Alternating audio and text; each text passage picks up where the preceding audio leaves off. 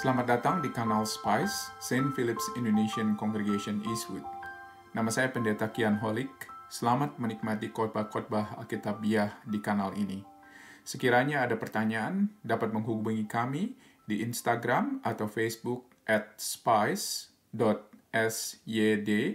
atau email kami di spice@stphils.org.au. Kiranya Tuhan memberkati. Bapa dalam surga, kami datang ke hadirat-Mu Tuhan, dengan firman-Mu yang terbuka, dengan firman-Mu yang sudah berbicara kepada kami, dan pada saat ini kami ingin mendengar apa artinya daripada semuanya ini Tuhan. Kami undang supaya Tuhan sendiri yang boleh ada di tengah-tengah kami, Roh Kudus yang boleh bekerja di antara kami, dan Tuhan juga yang boleh menerjemahkan kata-kata yang mati ini Tuhan, menjadi kata-kata hidup, yang berbicara kepada kami. Tuhan pakai kami semua di dalam segala keterbatasan dan kelemahan kami, di dalam segala macam pikiran yang ada di dalam pikiran kami, kiranya Tuhan buang itu semuanya, dan Engkau boleh ada Tuhan di tengah-tengah kami untuk berbicara kepada kami. Tuhan pakai kata-kata saya, kata-kata manusia ini Tuhan, untuk boleh berbicara kebenaran firman-Mu yang kekal. Terima kasih Tuhan. Kami serahkan waktu ini ke dalam tangan-Mu. Di dalam nama Yesus kami berdoa. Amin. Silakan duduk saudara-saudara. Jadi minggu ini kita akan masuk di dalam sebuah seri yang baru dari seri kitab Hosea. Saya dorong kepada saudara-saudara kalau misalnya saudara belum pernah membaca kitab Hosea, untuk silakan tolong dibaca dulu. Begitu ya. Kalau misalnya ada waktu di rumah untuk bisa baca dari kitab Hosea, jarang sekali kita dengar khotbah dari kitab Hosea, tetapi kitab ini ada di dalam firman Tuhan.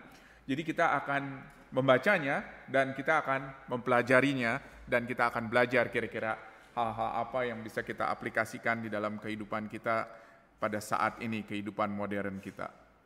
Nah, saudara, kitab Hosea ini sangat menarik karena aneh menurut saya. Jadi ada banyak sekali perintah atau kata-kata yang ada di dalam kitab ini yang cukup aneh. Oleh karena itu kita akan perlahan-lahan melihat hal itu dan kita akan bersama-sama melihatnya supaya kita bisa menempatkan kitab Hosea di dalam tempat yang seharusnya yang ada di dalam Alkitab, saudara-saudara.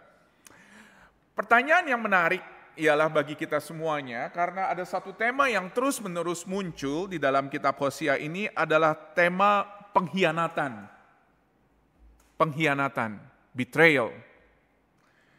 Mungkin kita pernah dikhianati, coba pikir, kapan terakhir kita dikhianati? Saya nggak akan minta saudara share kepada teman yang sebelahnya, kapan dikhianati terakhir, begitu ya. Mungkin kita pernah dikhianati sama teman dekat, sama suami atau istri, atau mantan pacar, nggak mungkin pacar, biasanya mantan pacar, begitu ya, dikhianati. Kalau misalnya udah dikhianati biasanya sudah tidak lagi menjadi pacar, begitu. Atau juga oleh teman dekat yang lain. Pernah nggak kita dikhianati, saudara-saudara? Mungkin kita pernah bercerita sesuatu yang sangat personal kepada teman kita yang dekat itu, dan kemudian dia bicara kepada orang lain. Bayangkan coba hal itu ya. Kalau misalnya kita pernah mengalami hal tersebut. Atau mungkin kita pernah mengajak orang datang ke gereja, tetapi orang itu tiba-tiba last minute teks ke kita bilang, sorry, ada sesuatu yang come up, gak bisa datang ke gereja. Mungkin kita merasa kita dikhianati. Apalagi ketika kita sudah mungkin menginjili seseorang, kita mungkin sudah membawa orang itu kepada Tuhan, dan suatu ketika orang itu memutuskan untuk tidak lagi menjadi pengikut Kristus, saudara-saudara. Mungkin kita merasa dikhianati. Sakitnya itu di sini begitu ya, mungkin ya.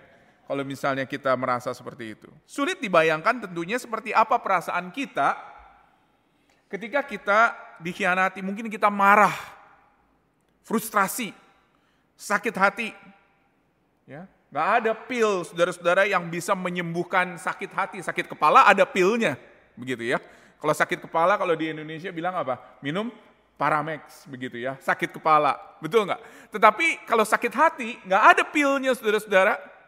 Tidak ada pilnya, nggak ada yang bisa menyembuhkan itu. Apalagi kalau misalnya pengkhianatan itu dilakukan oleh orang yang dekat dengan kita. Semakin dekat orang tersebut, semakin dekat hubungannya dengan kita, itu biasanya pengkhianatan itu menjadi sesuatu yang semakin sulit untuk diperbaiki. Semakin besar trust kita yang kita berikan kepada orang tersebut, ketika orang itu mengkhianati kita, maka semakin besar juga relasi atau kerusakan daripada relasi tersebut. Saya nggak tahu apakah kita pernah nggak dikhianati. Pernah nggak kita membayangkan kalau Allah juga merasa pernah dikhianati? Sulit ya untuk membayangkan tersebut. Karena dia Allah, kita manusia. Bagaimana kita menempatkan sifat kita atau perasaan kita kepada Allah. Tetapi di sini, saudara-saudara, di dalam kitab Hosea ini, Allah bicara mengenai hal itu. Bagaimana dia dikhianati oleh umatnya.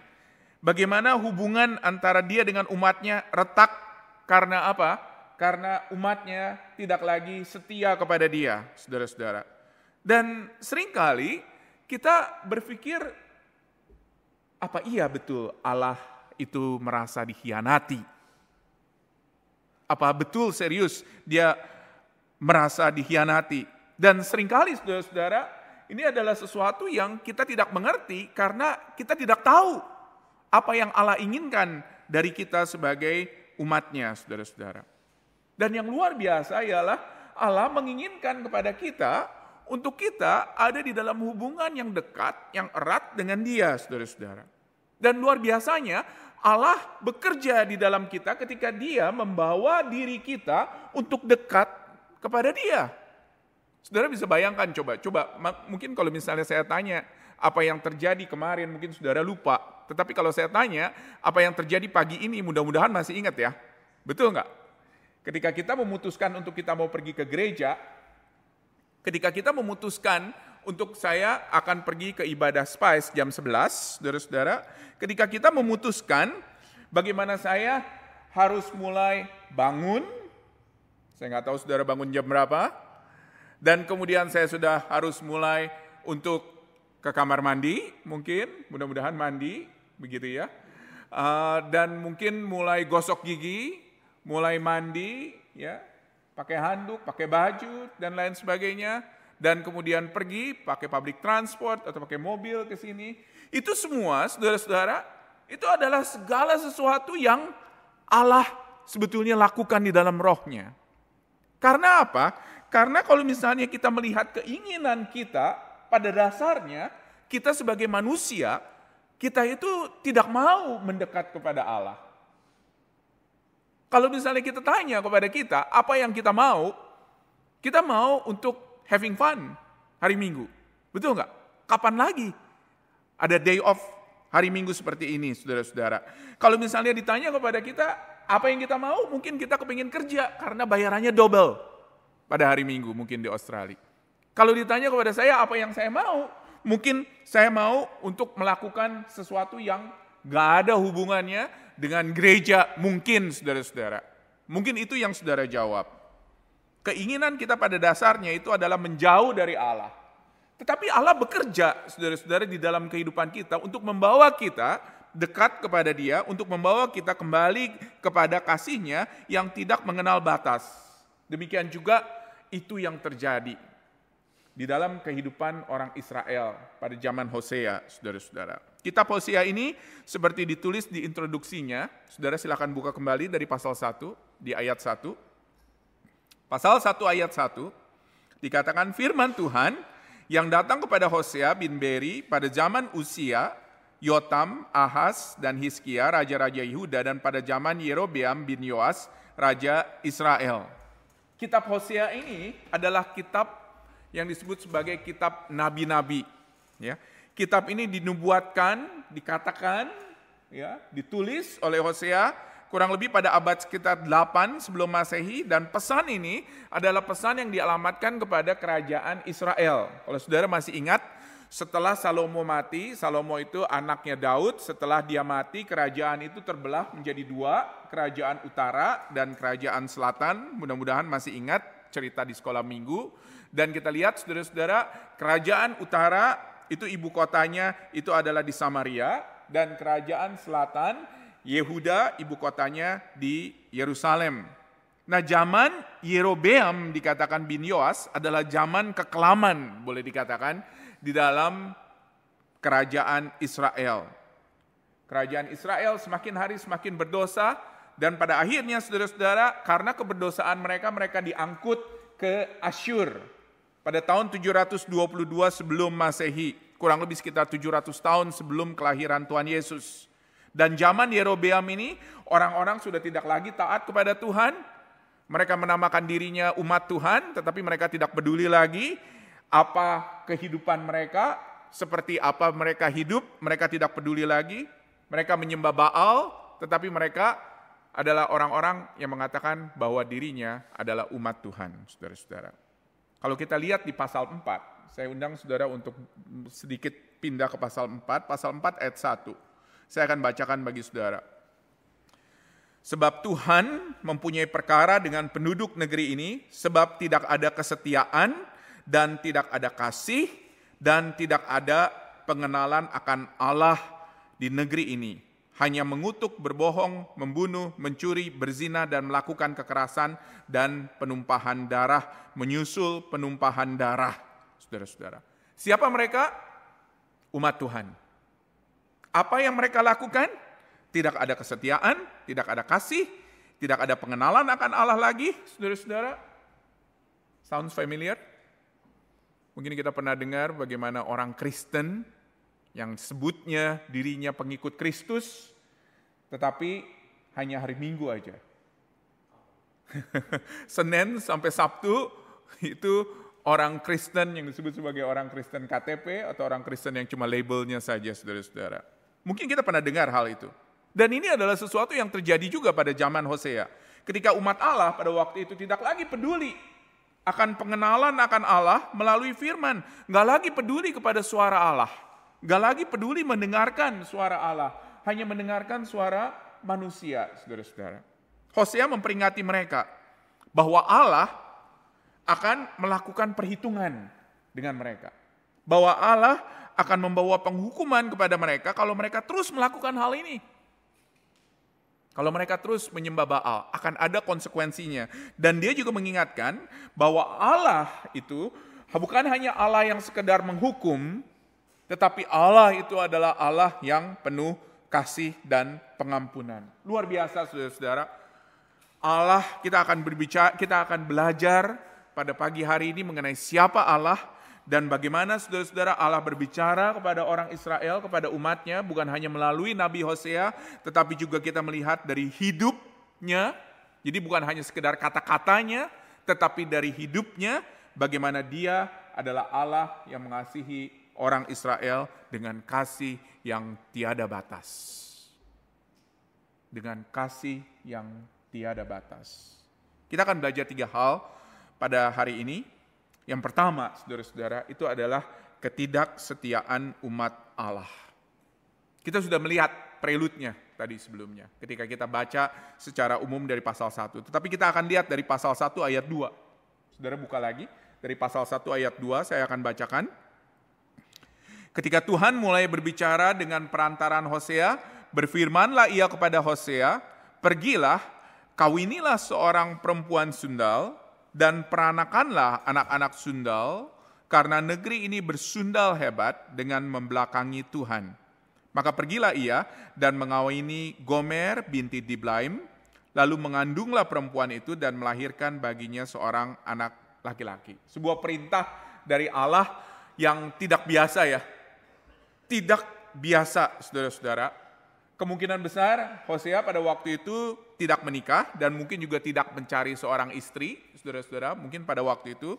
Dan mungkin Hosea ini masuk di dalam kriteria ya, the man of the year, begitu ya, mungkin ya, tampangnya baik, ganteng, bisa berbicara, saudara-saudara, lucu, begitu ya, non-smoker, social magnet, dan lain sebagainya. Mungkin ini saudara-saudara dicari banyak perempuan, begitu ya. Tetapi kata Tuhan apa?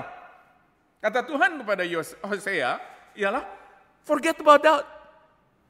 Lupakan semuanya. Dan pergi dan kawinilah seorang perempuan sundal. Kalau nggak tahu sundal apa? Pelacur. Saudara-saudara. Carinya bagaimana? Gampang.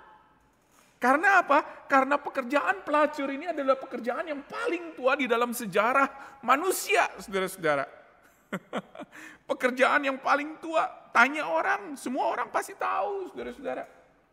Dan mungkin para pelacur ini punya anak sebelumnya, kita nggak tahu, saudara-saudara. Mungkin juga tidak punya anak, tetapi kata Tuhan kepada Hosea ialah, kawinilah pelacur ini. Ini adalah satu-satunya perintah Allah yang sangat unik di dalam Alkitab. Jadi jangan pikir tiba-tiba, oh saya dengar suara Tuhan, kawinilah seorang pelacur, begitu ya. Gak ada kemungkinan besar, saudara-saudara. Itu hanya satu kasus begitu loh. Dan kepada orang yang unik juga, yaitu Hosea. Tidak ada lagi di dalam sejarah Alkitab ketika Allah memerintahkan hal seperti ini. Kenapa Allah memerintahkan ini? Pertanyaannya. Ingat loh, tadi saya katakan, ini bukan hanya sekedar kata-kata dari Nabi Hosea. Tetapi Allah sedang berbicara melalui tindakan yang dilakukan oleh Nabi Hosea. Kenapa Allah memerintahkan hal ini? Aneh ya, kenapa Allah memakai image pernikahan, perkawinan? Ada begitu banyak image lain, saudara-saudara, yang ada di dalam Alkitab. Betul nggak? Yang terkenal apa?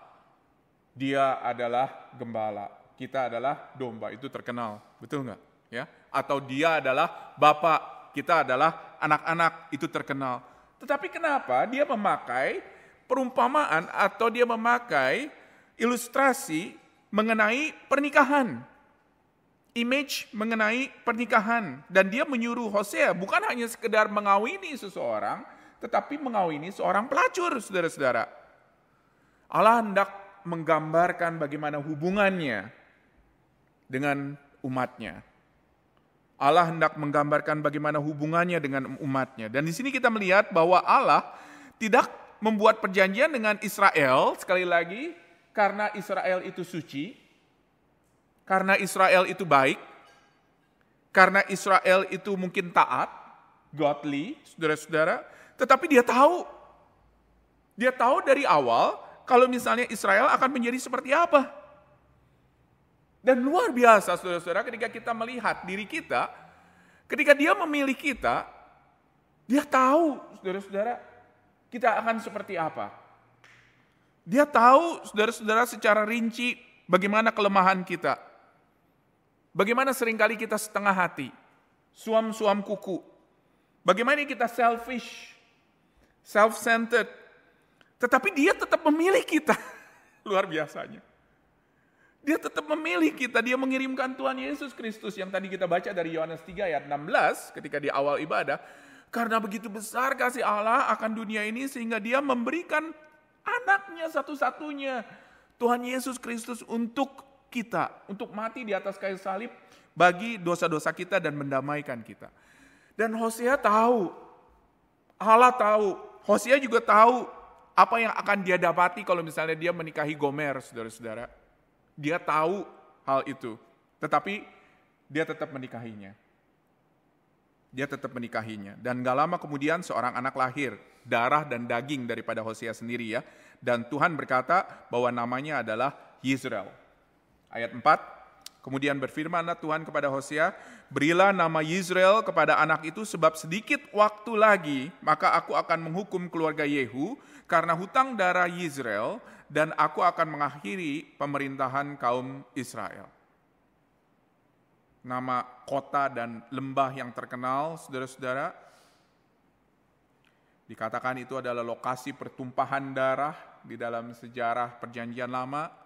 Daerah yang mengerikan boleh dikatakan ketika orang Israel dengar daerah itu ya di bawah pemerintahan Raja Yehu, saudara-saudara bisa baca dari 2 Raja-Raja 9 sampai 10 ya, dan itu diberikan nama kepada anaknya pada waktu itu, saudara-saudara.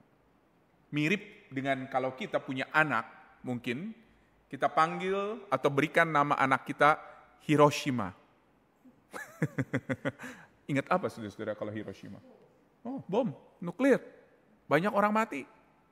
Atau mungkin kalau misalnya kita punya anak, kita namai kalau orang Indonesia lubang buaya, begitu ya. Karena apa? Karena sekali lagi image-nya apa? Kematian, kelam. Dan maksud Tuhan adalah bagian ini merangkum sebetulnya siapa Tuhan sebenarnya dan siapa Israel sebenarnya. Dan ini adalah bagian daripada kisah panjang mengenai kejahatan daripada orang Israel, dosa daripada orang Israel, kemunafikan orang Israel, dan bagaimana umat Allah ini adalah umat yang berkali-kali dikatakan di pasal 4 yang tadi kita baca, haus darah, saudara-saudara. Gambaran yang sangat kelam. Dan pesannya di sini, bahwa penghakiman akan segera datang. Lihat ayat 5. Maka pada waktu itu aku akan mematahkan busur panah Israel di lembah Yizreel. Hubungan Allah dengan Israel pada saat ini putus, saudara-saudara. Pada saat ini putus. Kalau kita baca sampai di situ, tidak ada lagi pengharapan, saudara-saudara. Dan Yesaya mengiyakan hal ini. Ketika kita baca dari Yesaya 59 ayat 2, kalau saudara nggak sempat buka, saya akan bacakan kepada saudara.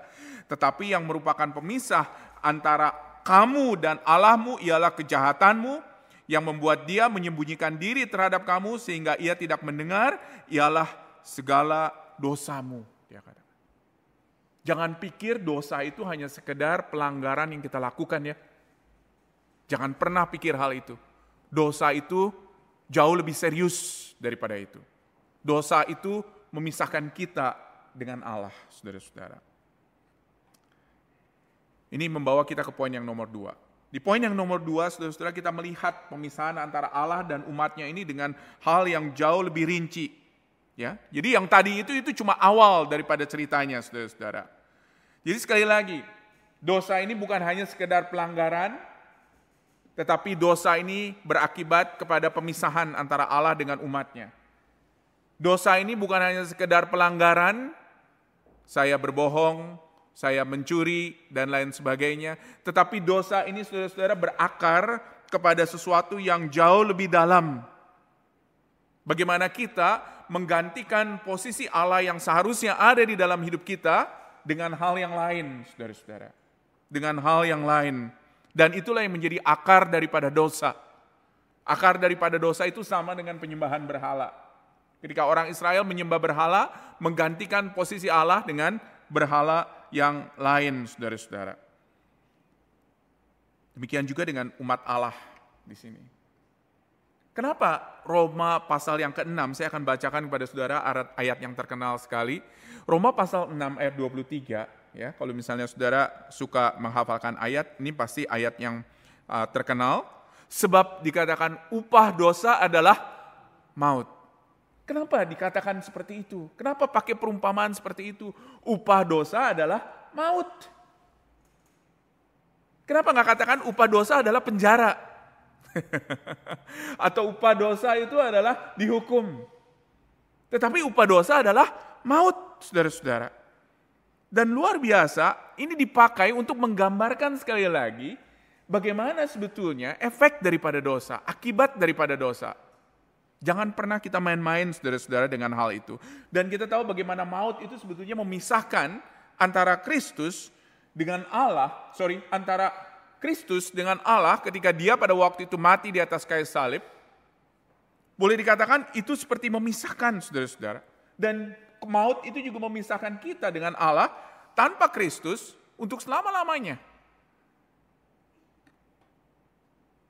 Kembali kepada cerita Hosea, Gomer pada akhirnya punya anak lagi yang kedua, saudara-saudara. Dan kali ini, seperti yang sudah diprediksikan, bukan anak Hosea. Gomer melacurkan diri lagi, dan ketika dia sudah dinikahkan oleh Hosea, dan kita lihat ayatnya yang ke-6. Lalu perempuan itu mengandung lagi dan melahirkan seorang anak perempuan. Berfirmanlah Tuhan kepada Hosea, berilah nama Lo-ruhama kepada anak itu, sebab aku tidak akan menyayangi lagi kaum Israel, dan sama sekali tidak akan mengampuni mereka. Panggilan Allah pada waktu itu kepada Hosea ialah untuk menyebut anak perempuan ini tidak disayangi, tidak diampuni. Sekali lagi ya, pantas sekali untuk kedua anak tersebut yang nanti kita akan lihat, anak kedua dan anak ketiga, ya karena kemungkinan besar itu bukan anak Hosea, saudara-saudara, dan tiap kali dia melihat anak itu, karena itu nggak mungkin lepas dari dia akan ingat bagaimana perzinahan daripada istrinya. Ada sebuah pemisahan, saudara-saudara. Dan kita melihat betapa sulitnya pada akhirnya Hosea itu punya relasi dengan anak-anaknya. Karena tiap kali dia lihat anaknya, dia lihat matanya, dia lihat rambutnya, dia lihat mungkin bentuk badannya, mukanya, dan dia ingat bahwa itu bukan anaknya dia, saudara-saudara. Hal yang sama juga berlaku dengan Tuhan. Ayatnya yang ke-6, belilah nama Lo-Ruhama kepada anak itu sebab aku tidak akan menyayangi lagi kaum Israel dan sama sekali tidak akan mengampuni mereka. Ini luar biasa sekali, saudara-saudara. Ini sebuah statement yang sangat keras sekali dari Tuhan. Dikatakan tidak akan mengampuni mereka. Tiap kali Tuhan melihat anak-anaknya, orang-orang Israel, dia melihat bagaimana ketidaksetiaan daripada bangsa ini. Dan ini adalah sebuah peringatan. Bagaimana dikatakan Allah tidak akan menyayangi lagi. Allah tidak akan mengampuni lagi. Kita melihat sebuah reaksi ini dari sebuah pengkhianatan. Hosea menuliskan, saudara-saudara, reaksi Allah seperti reaksi manusia. Ketika dikhianati, disakiti, maka pada akhirnya itulah yang menjadi tindakannya. Dan gak lama kemudian lahir anak ketiga, saudara-saudara perhatikan. Kali ini adalah anak laki-laki. Dan sekali lagi, saudara-saudara, mungkin bukan anak Hosea. Dan Tuhan memerintahkan untuk memanggilnya Lo-Ami. Dengan mengatakan apa? Artinya apa? Bukan umatku. Berilah nama ayat 9, Lo-Ami kepada anak itu, sebab kamu ini bukanlah umatku, dan aku ini bukanlah Allahmu. Sekali lagi, saudara-saudara, nama lain yang memiliki arti daripada perasaan daripada Allah sendiri, saudara-saudara. Allah sudah nggak menganggap lagi itu adalah bangsanya, bukan umatku. Dari nama itu, saudara-saudara. Hal yang sama juga terjadi kepada Allah dengan kita. Ketika kita berdosa, saudara-saudara, ada sebuah pemisahan, maut. Tetapi yang luar biasa, saudara-saudara, Yesus Kristus datang ke dalam dunia. Dan dia, saudara-saudara, mengalahkan maut. Dan dia memberikan kepada kita sebuah solusi. Bagaimana kita bisa datang kepada Allah. Dan maut tidak lagi memisahkan kita dengan Allah, saudara-saudara. Dan itu adalah sebuah berita sukacita yang diberikan kepada kita. Dan jangan pernah kita berasumsi bahwa kalau misalnya saya pergi ke gereja, saya menjadi anggota gereja, saya dibaptis, maka otomatis saya memperoleh pengampunan itu.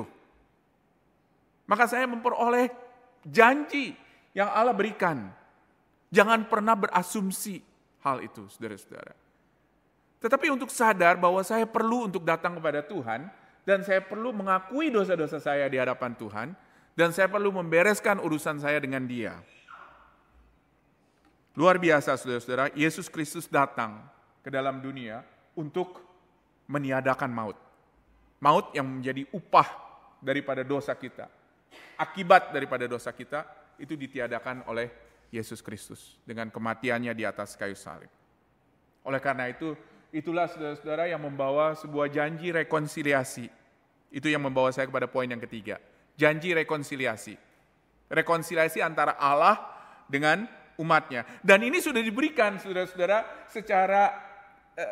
secara sedikit ya, secara gambaran kurang lebih, walaupun tidak jelas, itu sudah diberikan di dalam kitab Hosea, saudara-saudara. Yang Allah kejar, sekali lagi, adalah rekonsiliasi, bukan pemisahan.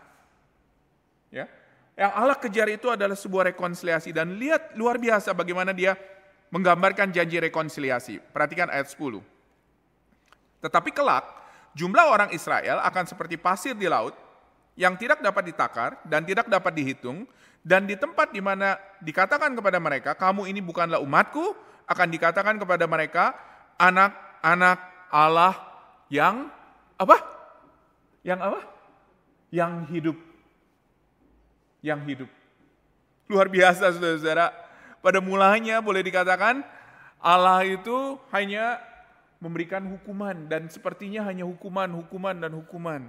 Tetapi Allah itu bukan, saudara-saudara, memfokuskan apa yang dia lakukan hanya di dalam itu. Tetapi dia memberikan kepada kita sebuah janji pengharapan.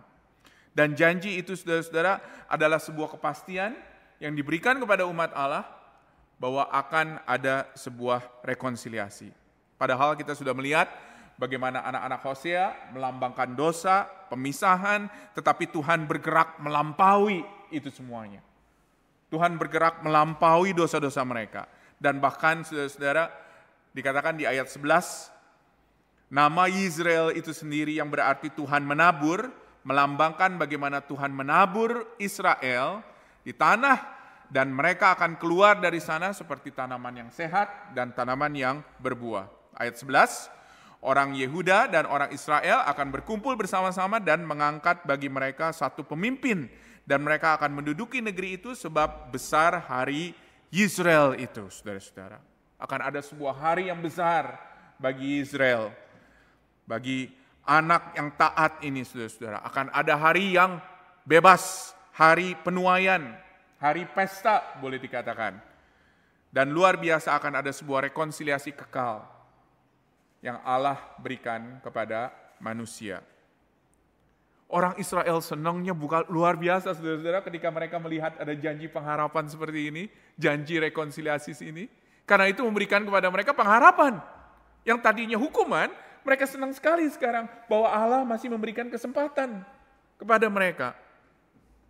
Dan yang luar biasa, saudara-saudara, ialah bagaimana Allah memberikan kesempatan itu dengan gambaran yang jauh lebih jelas kepada kita pada saat ini. Bukan kepada orang Israel loh, tetapi kepada kita yang mau percaya kepada Yesus, saudara-saudara. Paulus menggambarkan ini di pasal 9 di kitab Roma. Kalau saudara ingin buka silakan, atau enggak saya baca, di pasal 9 ayat 25, ketika dia menggambarkan bahwa semua orang yang percaya, non-Israel, orang kafir, yang percaya kepada Yesus akan mempunyai sebuah title yang baru, saudara-saudara. Roma 9 ayat 25. Seperti yang difirmankannya juga di dalam kitab Hosea. Dikatakan oleh Paulus di sini. Yang bukan umatku akan kusebut umatku, dan yang bukan kekasih akan kusebut sebagai kekasih. Saudara-saudara. Yang bukan umatku akan kusebut umatku, dan yang bukan kekasih akan disebut kekasih. Paulus pada waktu itu berbicara banyak sekali kepada orang-orang kafir, non-Israel. Orang-orang yang tidak pernah dianggap sama sekali oleh orang Israel. Mereka katakan apa? Mereka katakan orang kafir, orang yang tidak dipilih, orang yang bukan umat Allah. Tetapi kata Paulus apa? Orang-orang yang bukan umat Allah akan kusebut sebagai umatku. Orang-orang yang bukan kekasih akan kusebut sebagai kekasih. Dan itu menggambarkan kita semua. Kita semua bukan hanya karena etnisitas kita, bahwa kita bukan orang Israel, tetapi karena status kita di hadapan Allah. Bahwa kita ini sama sekali bukan umat Allah. Bahwa kita ini sama sekali adalah orang-orang yang tidak layak untuk dikasihani. Tetapi Allah mengasihani kita. Dia mengirimkan Tuhan Yesus Kristus untuk mati di atas kayu salib buat kita. Itu adalah sebuah janji yang luar biasa. Kita ini adalah orang-orang yang jauh lebih beruntung, saya katakan. Jauh lebih mendengar pesan ini dengan jelas dibandingkan dengan orang Israel. Oleh karena itu kita harus bersyukur dan kita harus meresponi firman Tuhan ini dengan katakan, Tuhan, saya percaya kepadamu. Dan buat saya Tuhan menjadi umat-Mu. Buat saya menjadi kekasih-Mu. Mari kita berdoa, saudara-saudara, sebelum kita masuk ke dalam Q&A. Bapa di dalam surga, kami bersyukur ya Tuhan, buat firman Tuhan yang boleh kami baca, penjelasannya yang boleh kami dengar. Tuhan, kami berterima kasih, karena kami ini adalah orang-orang yang tidak layak untuk dikasihi, tetapi Engkau mengasihi kami. Kami adalah orang-orang yang tidak layak untuk disebut umat Tuhan, tetapi Engkau membuat kami menjadi umat-Mu. Kami adalah orang-orang yang sama sekali tidak layak untuk diselamatkan, tetapi Engkau menyelamatkan kami. Kami berterima kasih ya Tuhan, buat kebaikan, kemurahan, kasih Tuhan, dan ajar kami Tuhan untuk kami tidak take it for granted, tetapi untuk kami boleh meresponinya dengan tepat, yaitu dengan meminta ampun kepadamu atas segala dosa-dosa kami, pelanggaran kami, dan juga meminta kepada Tuhan untuk memperbaharui, membenarkan, menebus kami. Saya undang untuk waktu sejenak untuk kita berdoa di hadapan Tuhan sekali lagi dan meminta ampun kepada Dia atas segala dosa pelanggaran yang kita masih simpan, dosa pelanggaran yang masih terus kita lakukan, dan kita akui semuanya di hadapan Dia. Kita akan ambil sekitar 30 detik untuk kita berdiam diri di hadapan Dia.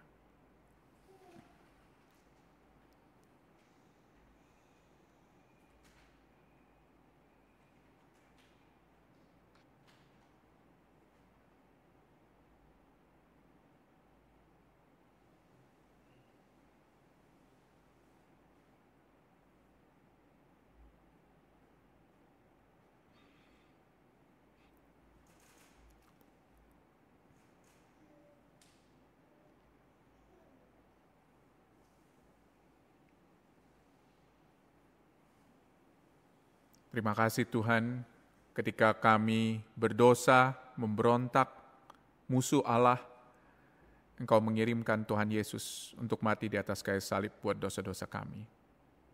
Kami bersyukur sekali lagi ya Bapa, buat apa yang Tuhan sudah lakukan buat kami. Ajar kami Tuhan untuk kami boleh meresponi dengan menempatkan-Mu Tuhan di tempat yang seharusnya di dalam hidup kami. Biarlah kiranya Engkau menjadi Allah yang kami sembah, yang kami ikuti, kami taati, dan kami muliakan di dalam hidup kami. Di dalam nama Tuhan Yesus Kristus kami berdoa. Amin.